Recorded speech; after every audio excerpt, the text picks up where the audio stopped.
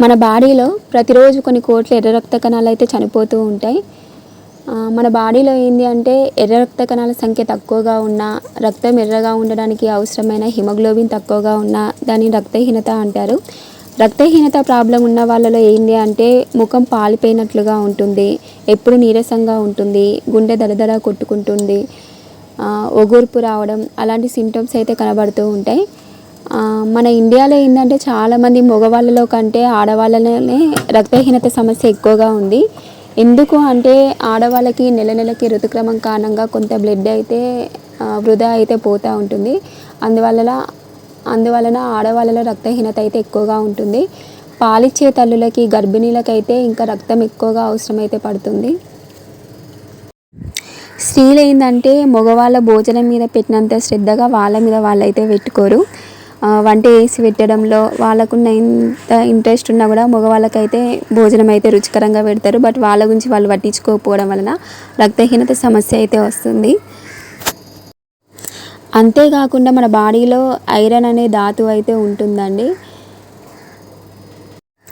మన బాడీలో ఐరన్ ధాతువు లోపించడం వల్లనే బ్లడ్ అనేది తక్కువగా ఉంటుంది. హిమోగ్లోబిన్ అనే పదార్థం ఉన్నప్పుడే ఐరన్ అనేది మనకి ఎక్కువగా ఉంటుంది.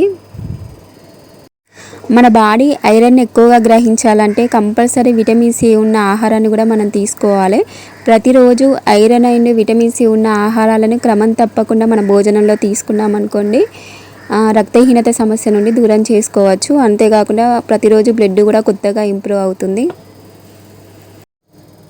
మార్కెట్లో ఎక్కడ చూసినా కూడా విచ్చలవిడిగా ఐరన్ టాబ్లెట్లు అయితే దొరుకుతున్నాయి. బట్ ఏంది అంటే సహజమైన ఆహారం ద్వారా తీసుకుంటే మన బాడీకి ఎక్కువ లాభం అనేది చేకూరుతుంది. టాబ్లెట్లతోనే అంత బ్లడ్ అయితే పెరుగుతుంది కానీ అంత యూజ్ అయితే ఉండదు. ప్రతిరోజు ఏంటంటే మన బాడీలో కొన్ని కోట్ల ఎర్ర రక్త కణాలు చనిపోతూ ఉంటాయి. వాటి ప్లేస్లో కొత్తగా రక్త కణాలు పుట్టాలంటే మంచి సహజమైన ఆహారం ద్వారా ఇస్తే బాగుంటుంది. కొత్తవి తిరిగి పుట్టాలంటే మనం మంచి ఆహారాన్ని ఇవ్వాలి.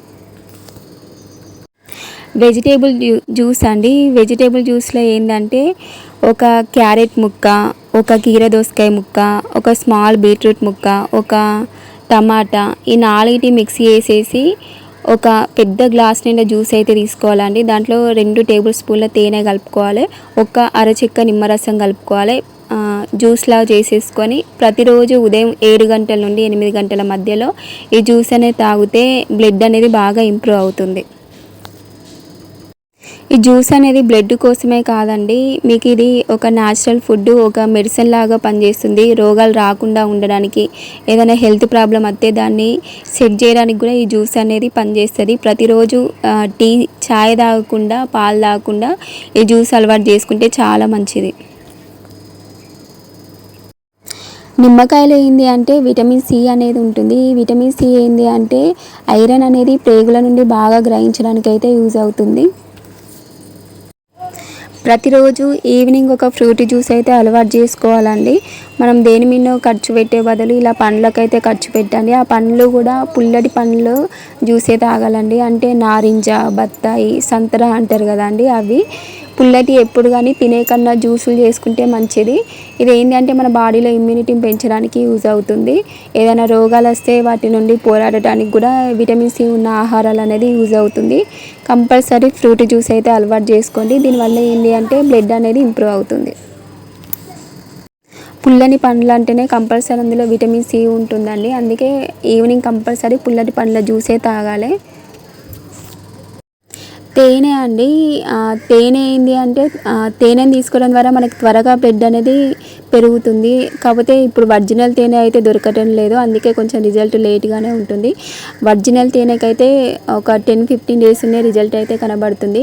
మీరు ఏ జ్యూస్ తాగినా కూడా కంపల్సరీ అందులో ఓన్లీ తేనె, నిమ్మరసం మాత్రమే కలుపుకొని వాడుకోవాలి. చక్కెర యూజ్ చేయొద్దు, బెల్లం యూజ్ చేయొద్దు. మన ఆహారంలో భాగంగా ఖర్జూర పండ్లను తీసుకున్నా కూడా బ్లడ్ అనేది త్వరగా ఇంప్రూవ్ అవుతుంది. డబ్బులకి ఎలాంటి ఇబ్బంది లేదు అనుకునే వాళ్ళు 10-15 ఖర్జూర పండ్లను తినొచ్చండి. లేదు డబ్బులకి ఇబ్బంది ఉన్నది అనుకునే వాళ్ళు రోజు 1-2 అలా ఖర్జూర పండ్లను ప్రతిరోజు భాగంగా చేసుకుంటే బెటరు. అంతేకాకుండా ప్రతిరోజు ఒక ఆకుకూర, పప్పు వేసుకొని తింటే బెటర్ అండి. లేకపోతే తోటకూర, పాలకూర, బచ్చలి కూర, మెంతి కూర ఏదైనా సరే అండి గ్రీన్ కలర్లో ఉన్నది ఆహారంగా చేసుకుంటే బ్లడ్ అనేది త్వరగా ఇంప్రూవ్ అవుతుంది. కంటి చూపు కూడా చాలా బాగుంటుంది. హెయిర్ ప్రాబ్లమ్స్ కూడా తగ్గుతాయి.